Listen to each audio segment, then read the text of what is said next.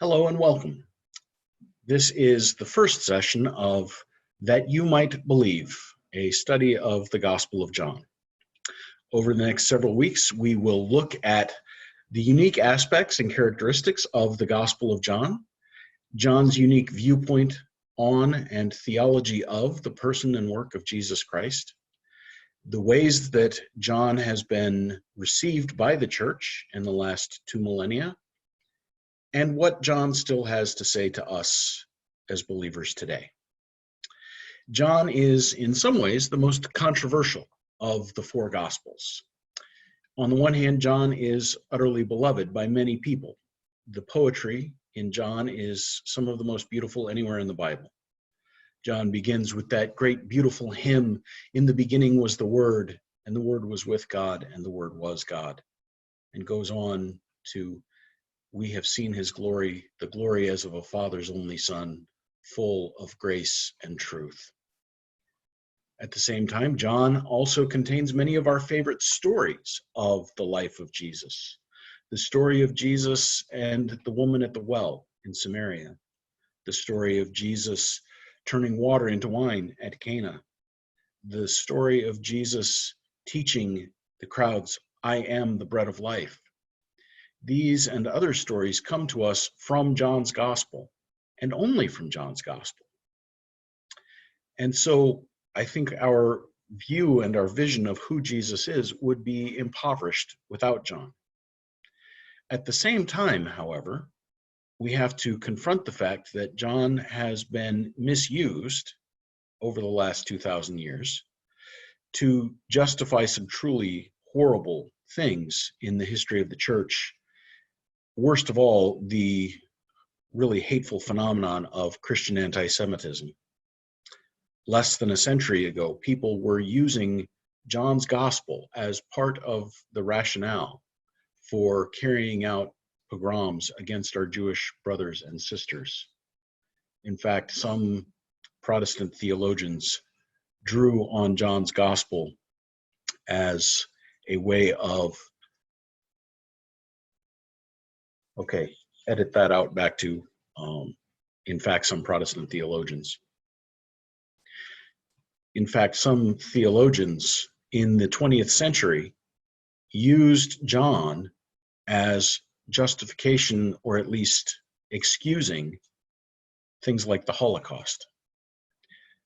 So John comes to us with something of a checkered history, and we have to confront that checkered history even as we seek to understand what John has to say to us.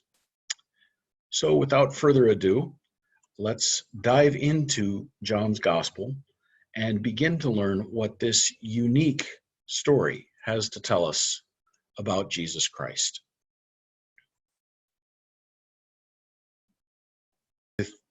One of the ways that I like to approach the beginning of the study of any book of Scripture is by asking what we all learned in school as the sort of standard questions for a journalist: who, what, when, where, and why.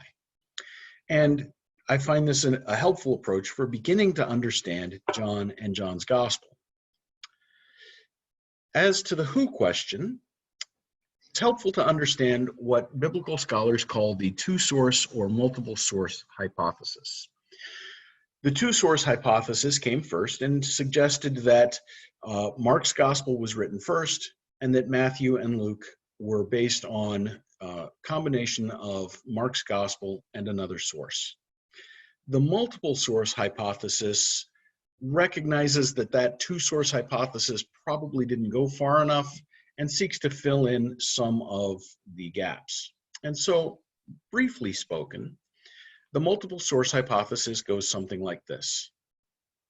Early on, what we had were stories about Jesus, stories that the disciples told one another, stories that they told the next generation of Christians, stories that that very first early church in the aftermath of the resurrection and ascension began to tell and retell and retell until they became sort of solidified as the core knowledge or the core lore of the Christian community.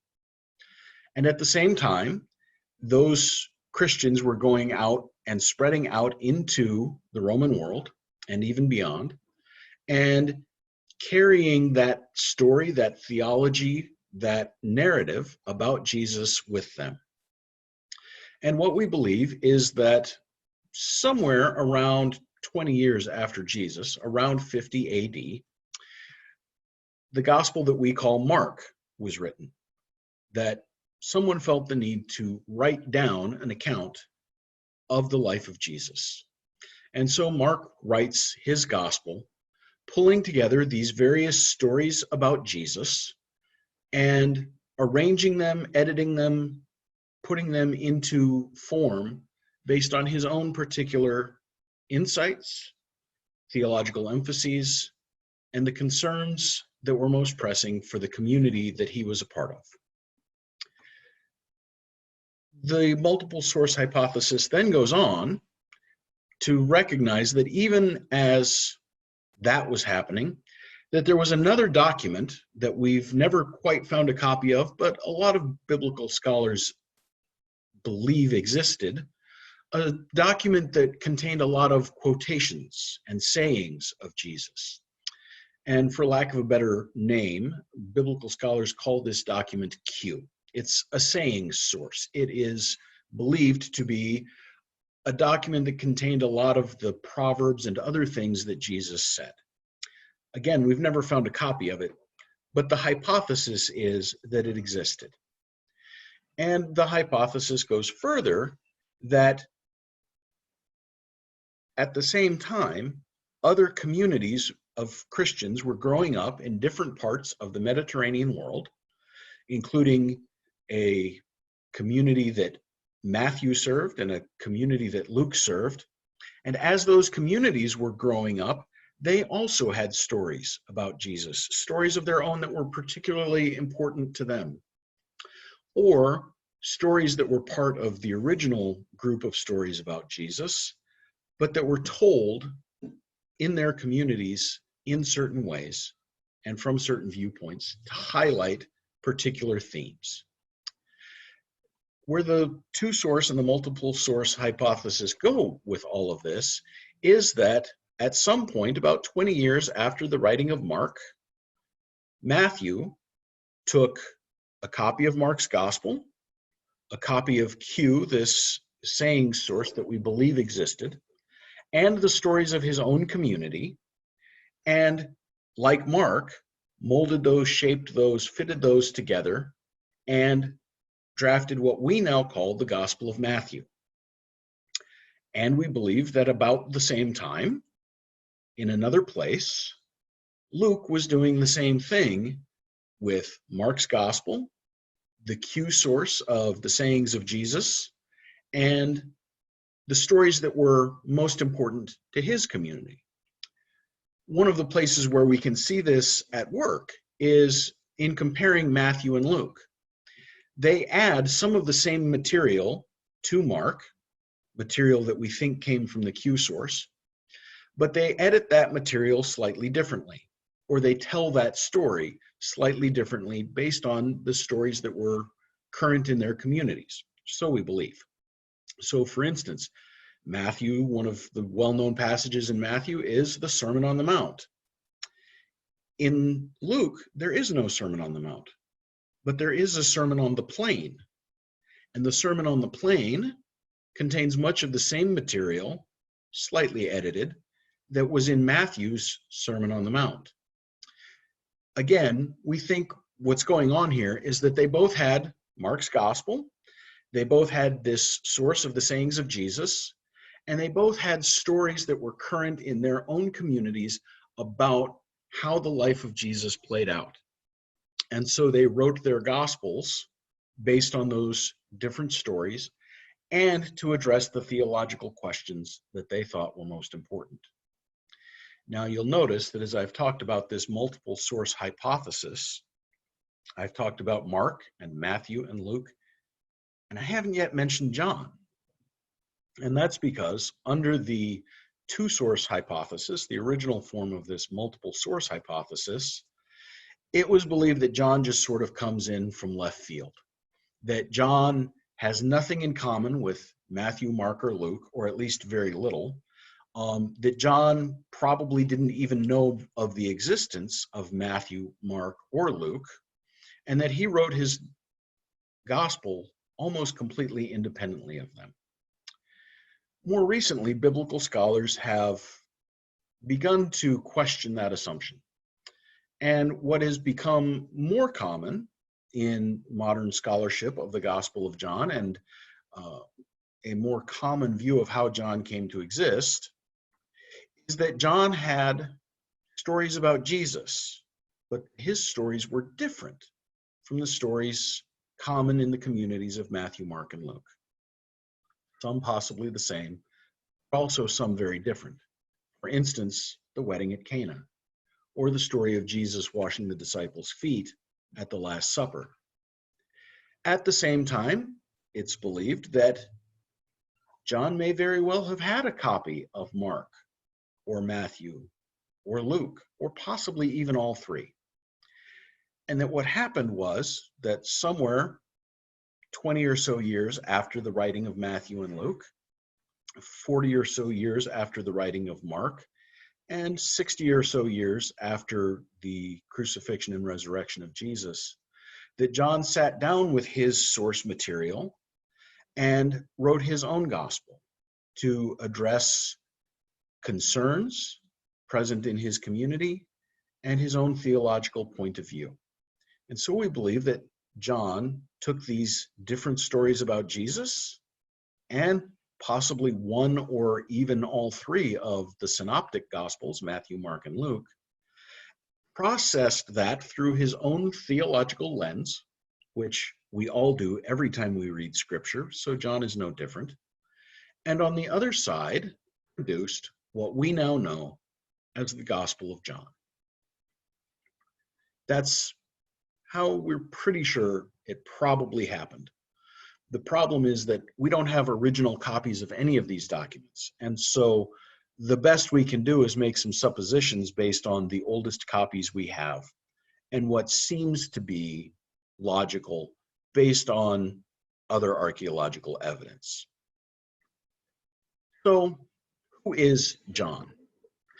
It's worth noting that John, just like the other three Gospels, is anonymous within itself. By that I mean, none of the four Gospels specifically say that they were written by a person named Matthew or Mark or Luke or John. Those are the names that church tradition has assigned to these four Gospels. But nowhere do they do what Paul, for instance, does at the beginning of his letters, where he says, Paul, an apostle of Jesus Christ, to the church at Corinth, greetings. The gospel writers don't do that.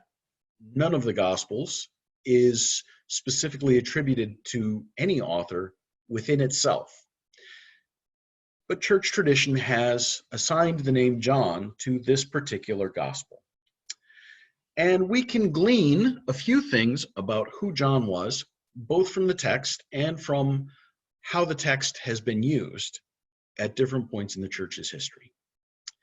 In chapter 21 of John's Gospel, verses 20 to 24, the author of John purports to be an eyewitness to the events that are described.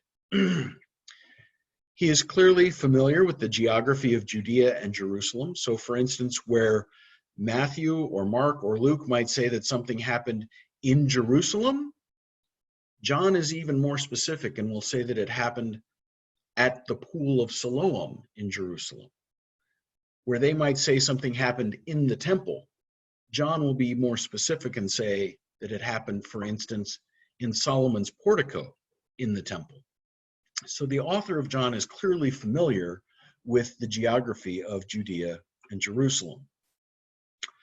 Another interesting wrinkle of John's gospel is a character who is referred to in the text as either the disciple whom Jesus loved, or oftentimes in shorthand, the beloved disciple. This disciple is never specifically named in John's gospel, but he occurs and repeats several times. And it's clear that he is very close to Jesus, maybe part of the inner circle, hence the name, the disciple whom Jesus loved. We can tell it's not Simon Peter because he often appears in the story along with Simon Peter. And so one strong supposition is that this is John, the son of Zebedee. If you remember from the synoptics, Jesus calls Simon and Andrew, come follow me and I will make you fish for people. And then he calls James and John, the sons of Zebedee, and they leave their father in the boat and go and follow as well. And in the synoptics, Peter and the two sons of Zebedee, James and John, become sort of the inner circle of the disciples around Jesus. We know from the text that the author of John's gospel is not Simon Peter. We also are pretty sure, based on what we know of church history, that James, the son of Zebedee, didn't live long enough to have written John's gospel. He was martyred fairly early. And so the supposition has fallen on John, the son of Zebedee, who, it's worth noting, is never specifically discussed by name in the gospel. Is he this mysterious beloved disciple? Many people believe so. Many people in the history of the church have assigned that identity to the author of John. The truth is, we really don't know for sure, but there's no reason to believe that he wasn't. What we do know for sure is that John's gospel was written by a first-generation Christian, very possibly one of the apostles, one of what we think of as the 12 disciples. And we're also pretty sure that John's gospel also had an editor, an amender, someone who added something onto it, because chapter 21 of John's gospel does not seem to have been written by the same person who wrote chapters 1 through 20. Now, it's important to note at this point that all of these books of the New Testament went through some form of editing and rearranging, and oftentimes the editors would add things that they thought maybe the author should have added and didn't. We also have in the letters of Paul, letters that are attributed to Paul by the letter itself, or that claim to have been written by Paul, but that have very different theology and vocabulary from Paul's letters. It's important to remember that in the first century, people didn't think about identity and authorship the way we do today.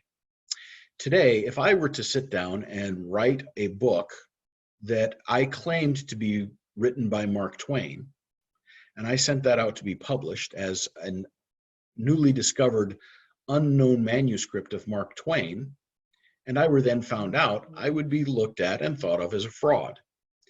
In the first century, first of all, there would have been no reason to hide that I had done such a thing, and it wouldn't have been looked at as fraud, but rather as an homage, a mark of respect for the person I was emulating, that I cared so much about their legacy, that I was so profoundly moved by what they had taught me, that I tried to speak in their voice when I sat down and began to write.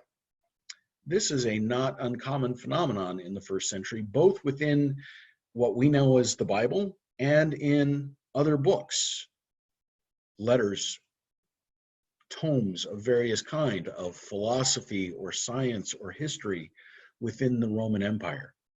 It's not an uncommon phenomenon. And it's important for us to remember that it was not viewed as fraudulent or dishonest, but quite the opposite, as a mark of respect. So we're pretty certain that John was, and I will call the author of the fourth gospel John from here on out, just because it's easier. We're pretty sure that he was a first century Christian, almost certainly a male, so I'm going to say he from here on out as well. First generation Christian, very possibly one of the apostles, and had some editorial help in chapters 20 and 21, or chapter 21 anyway. So, if that's who, where and when was John's gospel written? Here again, we have to do some detective work And we can draw some pretty strong conclusions, but we can't say for sure. However, here's what we think about where and when. In the first century world, what we think of as the first century, there were two key debates going on that had profound implications and influence on the development of the church and on the development of Scripture. These two debates were within Christianity and within Judaism. Within Christianity, the debate was, what about the Gentiles? Does becoming a Christian require becoming Jewish first? Remember, Jesus was Jewish, as were all of the first Christians. In fact, almost every character described in the Gospels, and particularly in John's Gospel, almost every character described is in fact Jewish. The obvious counterexamples being the Samaritans, the woman at the well who is a Samaritan, and Pontius Pilate and other Romans. Otherwise, Jesus, his disciples, his mother, his family, the women who surrounded him and supported him and his ministry, and the opponents who disputed with and argued with Jesus are all Jewish. And sometime in the first generation after the resurrection and ascension, as the church began to spread out from Jerusalem and began to come into contact with Gentiles, the debate arose, what's the place of Gentiles within the church? We see this particularly in the book of Acts, where that question comes up again and again and again. And the question that is really driving everything is, to become a Christian, do you first have to become Jewish? In other words, are Gentile Christians required to keep Torah, the holy religious law recorded in the Jewish scriptures, what we know as the Old Testament? Do Gentiles have to be circumcised to be Christian? Do they have to keep the kosher dietary laws to become Christian? What exactly are the limits? What are the boundary markers? Eventually, the church comes to an answer on all of this and decides that they don't have to keep the dietary laws. They are to refrain from fornication and idolatry and to maintain a holy lifestyle, but that they don't have to abstain from, for instance, cheeseburgers and shrimp cocktail. They don't have to observe all of the other tenets within Torah. As holy as that law may be, it is not mandatory for Gentiles to keep all of it in order to become Christians. The other debate that is going on in the first century is a debate within Judaism, and that debate is, what about the Christians? Just as the Christians are trying to decide what is the place and status of Gentiles within the church, Judaism is trying to figure out, what is the place of Christianity within Judaism? Are the Christians just another sect within Judaism, like, say, the Essenes, or the Pharisees, or the Sadducees? It's important to remember that within first century Judaism, there were these different groups, these different sects, what we might today think of as different denominations. And they all had their own unique theological points of view. They all had their own different beliefs. For instance, the Pharisees and the Sadducees disagreed quite vehemently on whether or not there is a resurrection of the dead. The question for Judaism in the first century was, are these people who call themselves Christians, these people who believe that Jesus was the Messiah promised in the Old Testament, or they would say promised in the scriptures, are they another sect within Judaism? Or are they something different entirely?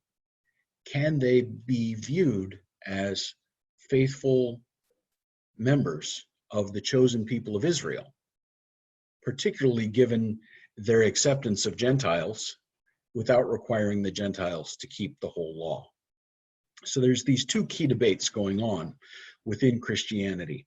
And those two key debates actually help us to figure out where and when John's gospel was written.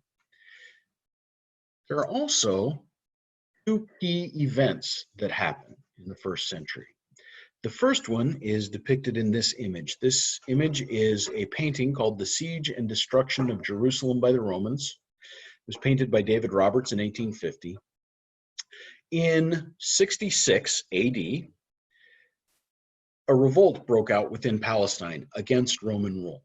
A group called the Zealots and some other Jewish nationalist groups within Palestine went to war against the Romans and attempted to overthrow Roman rule.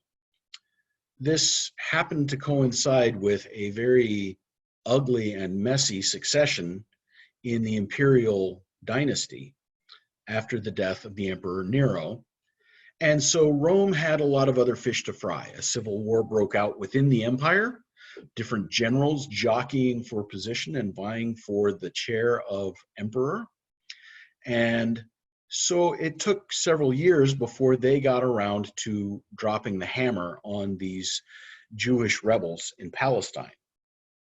But by 70 AD, they had the hammer ready, and they were ready to drop it. And beginning in April of 70 AD, they laid siege to the city of Jerusalem. The siege went on for 4 months, was characterized by incredible brutality on both sides, and eventually led to the Romans conquering the city, destroying Jerusalem, and eventually the second temple, the temple that Jesus knew, the temple that is referred to in the Gospels, being completely destroyed. Different sources say different things about how that fire happened. Some claim that the Jewish rebels set a fire to ward off the Romans and that fire then got out of control. Others say that the Jewish zealots set a fire and then the Romans set another fire, and those two fires together got out of control. And some claim that the Romans specifically set the temple on fire to destroy it. Regardless of what happened, what we know is that the temple itself was looted, that some of the very holy vessels for Jewish temple worship of God were carried off as loot by the Romans. In fact, there are inscriptions on triumphal arches in the city of Rome to this day that show Roman soldiers in procession during the triumphal procession for their general, carrying, among other things, a menorah from the temple. But the long and the short of it is, after the temple was looted, the temple itself was destroyed. And what we now know as the Western Wall, or the Wailing Wall in Jerusalem, is all that remains of that second temple. The destruction of the temple is a sea change in Judaism. It is an absolutely seismic shock for Judaism. By the time Jesus lived, there were more Jews living outside of Palestine, outside of the Promised Land, than there were living in the Promised Land. But Jerusalem still held this special place in the hearts of the Jewish faithful. Every observant Jew was expected to make a pilgrimage to the temple at least once in their lifetime, preferably for Passover. The temple itself was viewed as God's physical address on earth. And the Holy of Holies, the Sanctum Sanctorum within the temple, the very center of the temple, was literally regarded as the place where God lived on earth. And so the temple was incredibly important. And what do you do when a place that is that important, both to your national identity and to your sense of religious propriety, is destroyed? The Jewish faithful, after 70, had to wrestle with that question. What now do we do? How do we live as God's faithful people when the temple is no more? And what happened was that the emphasis on the temple was replaced by an emphasis on the local synagogue, the local gathering place of Jewish families. And the central role in the life of the faith that had formerly been played by the priests was instead transferred to the rabbis, the teachers, the local teachers in each synagogue. This shift in viewpoint, this shift in emphasis, plays out in ways that profoundly affect the first Christians, because now their place within the local synagogues is wrapped up in that question within Judaism: what about the Christians? The second event that happens in the first century that is important for helping us date John and that had a profound influence on the shape of Christianity is this guy. The second event that takes place in the first century that has a profound influence on the shape of Christianity and of the New Testament is this guy. This guy is the Emperor Gaius Julius Caesar Augustus Germanicus, better known to you and me and better known in infamy through history as Caligula. Now, he actually lived before the destruction of Jerusalem by the Romans.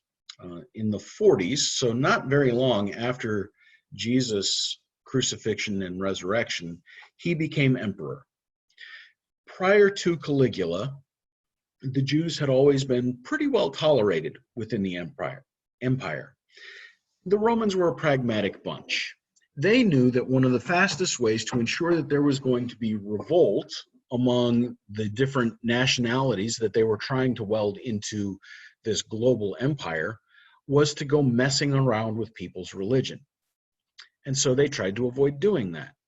They tried to avoid messing around with people's religion, especially in ways that were going to put those people on edge and ready to fight. And so they developed a very pragmatic and a very live and let live kind of attitude. What they did with most people who were brought into the empire, most of the religious groups and national groups that eventually came into the empire, was they gave those people sort of a pass. You can keep worshiping your normal gods. Whatever gods you were worshiping yesterday before you became part of the Roman Empire, you can go on worshiping today now that you are part of the Roman Empire. The one thing we ask you to do, starting not too long before Caligula, we ask that you offer a grain of incense to the emperor. Just a grain. Because we believe the emperor is divine, we want you to offer a sacrifice every year to the divine emperor. For most of the polytheistic groups that had been brought into the empire, this wasn't a problem. Okay, great. You want to tell me that your emperor is a god? Fine. I'll make a sacrifice to him, and I'm going to go right back to worshiping the gods that I've always worshipped. That's fine. You know who that's not fine for? It's not fine for Judaism. Because Judaism has in the Torah, "Hear, O Israel, the Lord our God, the Lord is one, and you shall have no other gods before me." To worship the emperor as a god, even as a minor god, to offer a sacrifice to a statue of the emperor is idolatry and blasphemy for good observant Jews. Now, the Romans recognized this, and eventually they came to understand that if they tried to enforce this rule with this group of people called the Jews, they were going to have unending warfare. And that's bad for business. And so they chose not to enforce it. Instead, what they required of Jewish communities was that those communities pray for the well-being of the empire and the emperor at least once a year. Great compromise, right? It works for everybody. Everybody's happy. The Jewish authorities say, yeah, we can do that. The Romans say, yep, that's great. The emperor says, hey, I'm fine with that. No problem. Everything's good. until around 41 or 42 AD.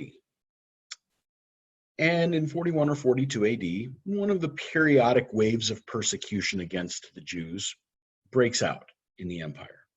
And this one is a little bit nastier than some of the ones that have gone on before. People are suspicious of them because they claim to worship only one God, and that God happens to be invisible. They're just different and weird, and they eat weird stuff, and they don't eat stuff that we all eat. You know how it goes. And one of the things that seems to have happened during this wave of persecution is that some provincial governors out away from Rome, out in the provinces, specifically in Egypt and some other places, started pushing to have statues of Roman gods, including of the emperor, placed in some of the local synagogues, mostly as a way just to rub salt in the wounds of the Jewish community. A group of eminent Jewish scholars, led by a man named Philo from Alexandria, actually went to Rome, and they went to see the Emperor Caligula and to let him know that this was happening and to ask him to intervene. And Caligula was not impressed. In fact, he became so angry that Philo and his companions thought they were going to be executed. The emperor decreed that he would place a statue of himself in the very temple in Jerusalem. We hear some echoes of this in, for instance, Mark's gospel, when there's a reference to a desolating sacrifice, a desolating sacrilege being set up in the temple. That's a different story for a different day. But the upshot of it all is that there is some pushback against this idea of not having to worship the emperor, that this carve out, this exception that the Jews have always been given. And Caligula is the first emperor who, while he is still alive, declares himself to be divine. Now, Caligula's successor and some of the emperors thereafter thought that that was a little excessive. It's kind of tacky, basically, to go wandering around saying, I am a god, and it just makes you look like a chump. So they didn't do it. However, the precedent had been set. And the precedent had been set, and the idea had been introduced that the emperor, the still living emperor, was in fact not just a representative of the gods on earth, but was in fact a god himself. Again, the Jews were prevented from having to worship this demigod emperor. And so that protection of being part of the synagogue was important. It was important for Jewish communities, and it was important for the Christian community as well, because the Christian community also saw those commandments in the Old Testament as binding. Those commandments to have no other gods before me, those commandments to not practice adultery. And so for the Christian community, it was just as important as for the Jewish community to have that protection, to not have to offer a grain of incense to the emperor. However, what happens towards the end of the first century is that Christianity becomes separated from the synagogues. Now, it's not clear exactly who drives this separation. Some people claim that the Jews kicked the Christians out of the synagogues. Some other people theorize that the Christians themselves voluntarily left the synagogues after the Jewish revolt in Judea because they wanted to be distanced from those rebellious Jews, and they didn't want to be stigmatized within the empire. The reality is that it was probably a little bit of both, and that exactly how it happened depended on exactly where you were talking about.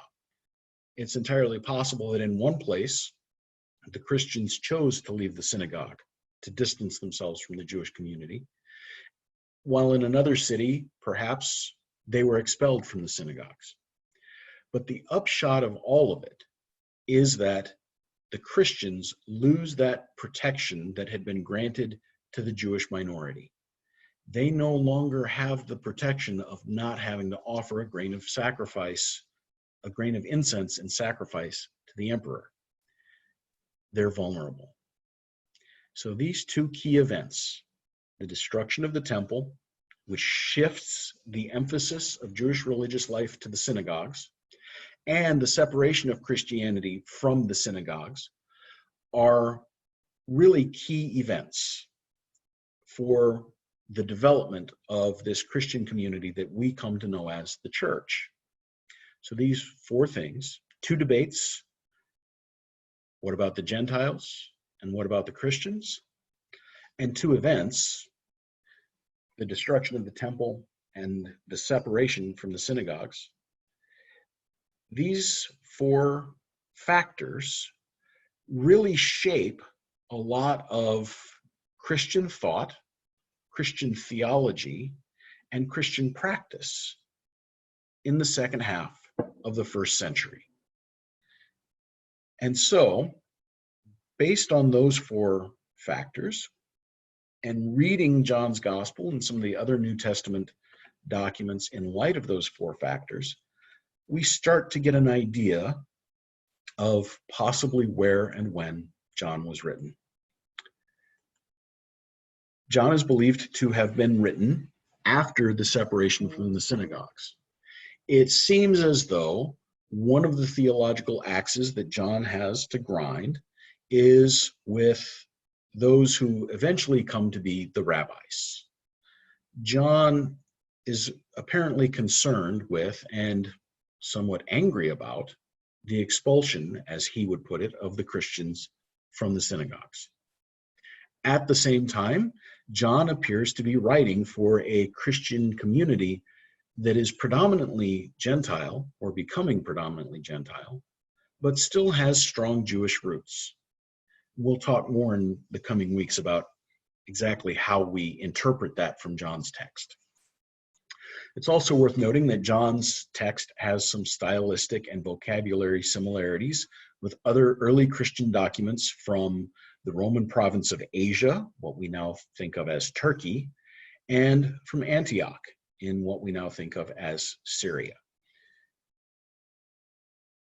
We're not completely sure where John was written or what community John was written for, but a preponderance of the evidence seems to indicate somewhere in that northeastern corner of the Mediterranean Sea, and sometime probably in the early 90s AD, after the destruction of the temple, after the separation of the Christians from the synagogues, and importantly, after the first generation of Christians is beginning to die off, and people are beginning to wonder, is Jesus really coming back like he said he was? We'll talk more about that in the coming weeks as well. So what and why? John provides a unique account of the life and ministry of Jesus. As I mentioned earlier when talking about the multiple source hypothesis, John comes from a very different point of view than what we think of or what are called the synoptic gospels, Matthew, Mark, and Luke. He has a distinctly different point of view and approach. John includes a lot of material that is not found in the synoptics. I've mentioned the wedding at Cana and Jesus turning the water into wine, Jesus' conversation with the woman at the well in Samaria, Jesus washing the feet of his disciples. These stories are not found in the other three Gospels. And John excludes a lot of information or stories that are not, or that are in the synoptics. For instance, in John's account of the Last Supper, Jesus never institutes what we think of as Holy Communion. In John's Gospel, the disciples are never told, "Take and eat. This is my body given for you. Do this for the remembrance of me." In fact, you could theorize, and I think you could make a pretty strong case, that if John were the only gospel we have, apart from Matthew, Mark, and Luke, we might not have the sacrament of Holy Communion, but we would be in the habit of washing each other's feet every week. Because for John, that is the central ritual of the Last Supper, is Jesus washing the feet of his disciples. The other thing that happens in John's gospel is that a lot of the material that is in John and is in the synoptic gospels is extensively reworked. John tells the story from a different point of view, in other words. There are also long sections of teaching in John that are not found elsewhere. For instance, the Last Supper, from the beginning of John chapter 13 to the end of John chapter 17, is almost all Jesus talking. In fact, if you have a red letter Bible where the words of Jesus are shown in red, it looks like somebody just spelled red ink on the page, because it goes on and on and on and on for 5 full chapters where almost every word of the gospel is being spoken by Jesus. That doesn't happen in the other gospels. As I mentioned, there is less emphasis on the sacraments, or at least perhaps a different understanding of what are sacraments. In John, the Passion narrative is even more dominant than it is in the Synoptics. In all of the Gospels, the Passion narrative is like the main event. For John, it's even more so. Almost half of John's Gospel is the Passion narrative. From the beginning of the Last Supper, at the beginning of John chapter 13, to the burial of Jesus at the end of chapter 19. 7 out of 20, what we believe were original chapters of John, are concerned with Jesus' Last Supper, his arrest, his trial, and his crucifixion. The Passion narrative is the main event for John. In fact, one scholar in the 20th century referred to John as a passion story with an extended introduction. And John's theology is strikingly different in some important ways. For instance, in John's gospel, Jesus is not only fully divine, he is also fully in control. For John, Jesus going to the cross is glorification, vindication. It is from the cross that he is glorified as the Son of God. From the cross in Mark, Jesus cries out, my God, why have you forsaken me?" John does not have Jesus saying those words, because theologically, for John, Jesus wasn't in despair on the cross. He was in his glory.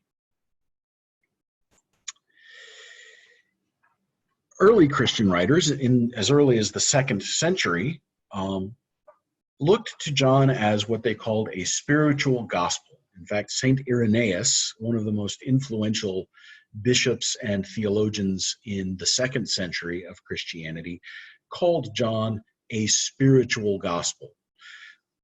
Made the distinction between Matthew, Mark, and Luke as narratives that were more concerned with what happened, and John's gospel, which was more concerned with what those events mean. John was described as being more reflective than descriptive. Now, it's possible to make too much of that.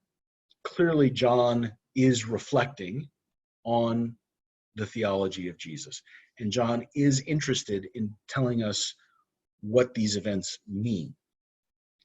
But that doesn't mean the other gospels weren't, and it doesn't mean that John doesn't care what happened. In fact, John is very careful about telling the story of what happened in order to highlight what John wants us to understand it means. John also has a much higher Christology than Matthew, Mark, and Luke. Christology being the term we use for the theology of Jesus. What do we say theologically about who Jesus is?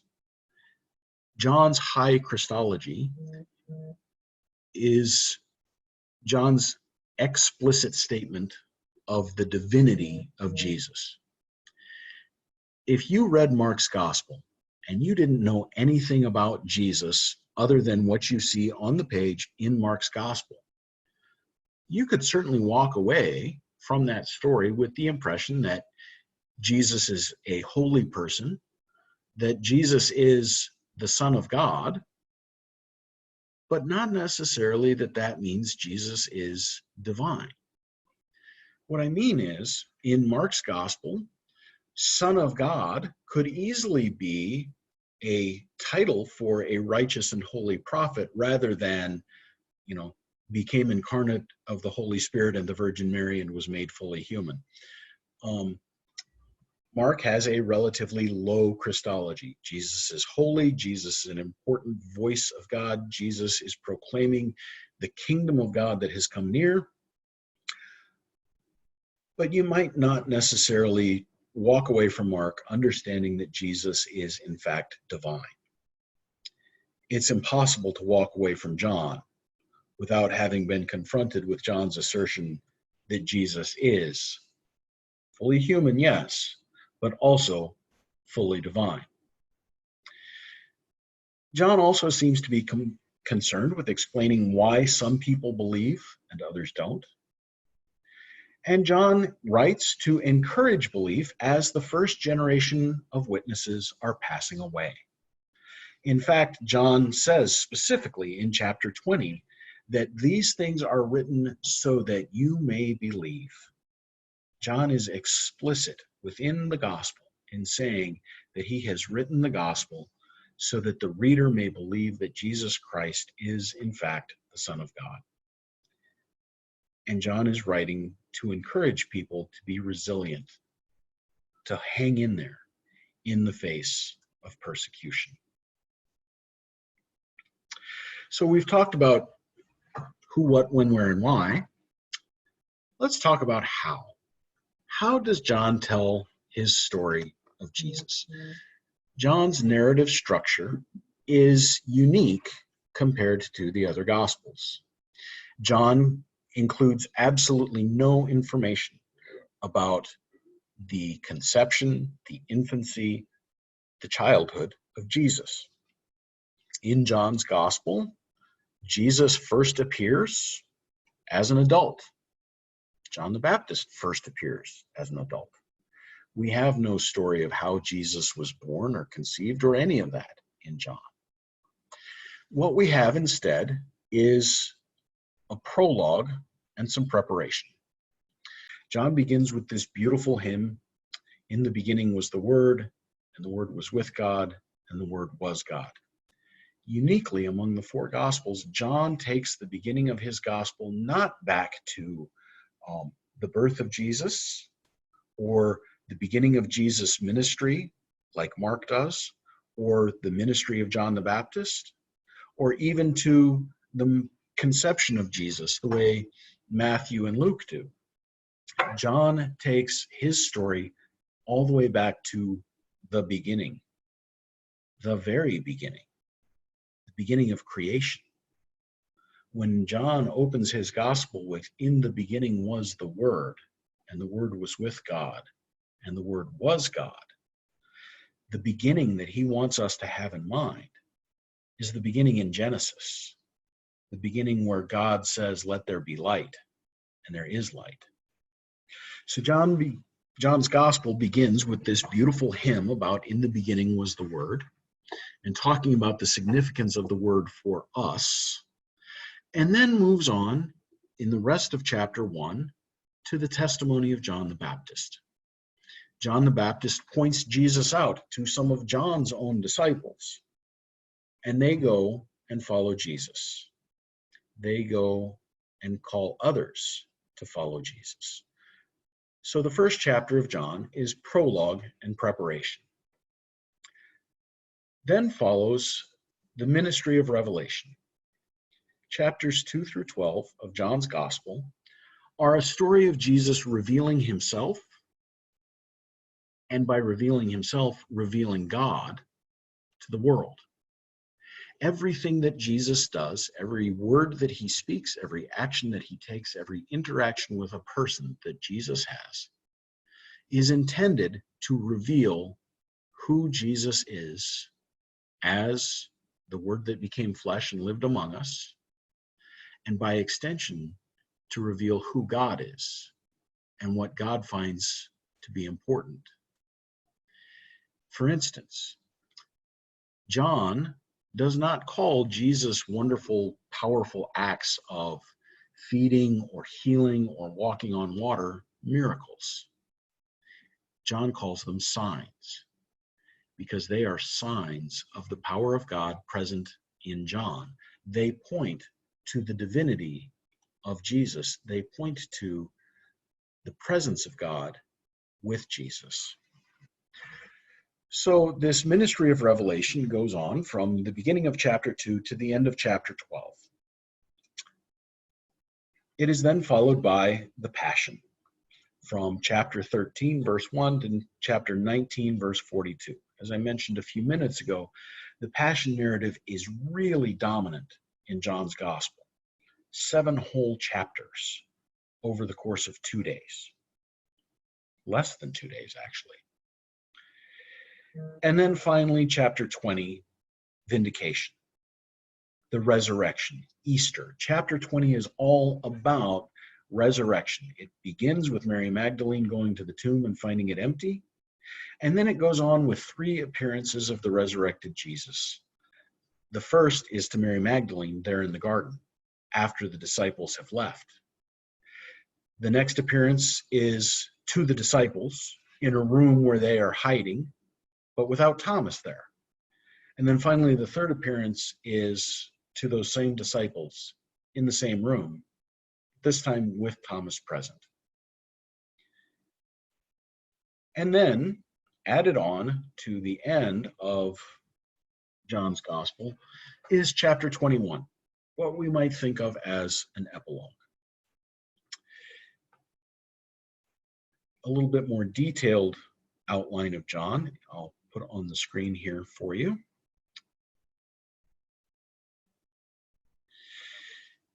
We have the prologue and the preparation in chapter 1, verses 1 to 51.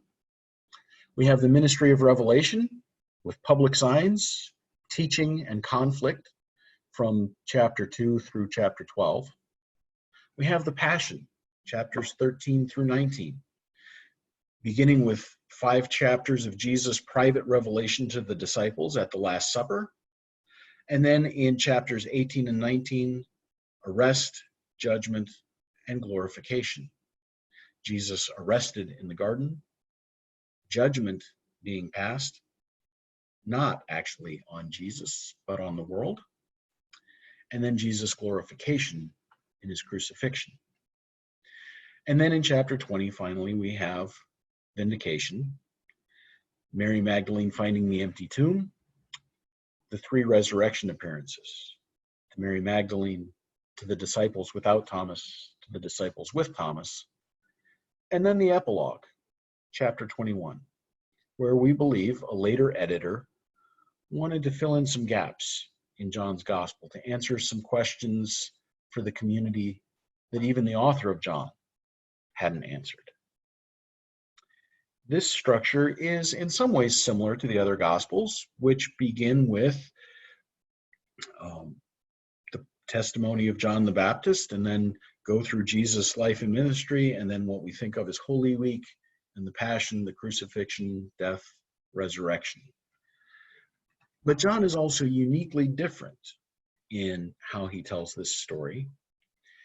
As I said, he doesn't go back to the conception. He doesn't go back to the ministry of John the Baptist. He goes back to the beginning of creation.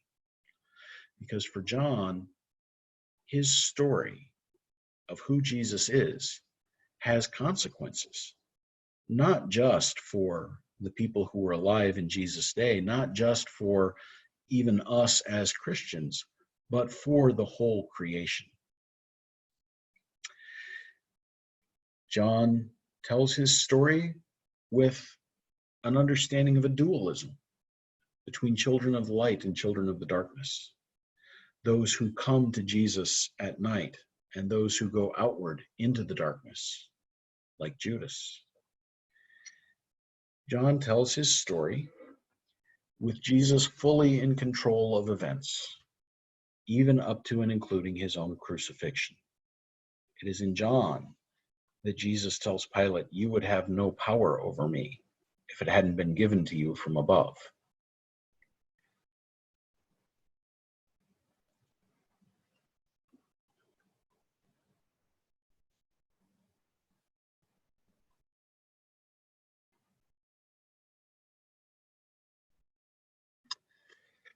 So there's a very brief thumbnail sketch of the structure of John. If you go to our website, you will find a page for the John study. And if you go to that page, you will find copies of all of the slides that I've been using here today. And you'll also find a document with a more detailed outline of John's gospel. And we're going to wrap it up there for today, but I'd like to give you some things that I'd like to ask you to do before our next session that I think will be helpful for you. So for next time, sit down and read John as a story. Read it the way John wrote it. You remember, John and all of the books that we have in Scripture were not originally written with chapter notations or verse notations. So sit down and read John beginning to end. Read it like a story. Try to do it in 1 or 2 sittings, not analyzing it deeply as a document to be picked apart, but read it as a story.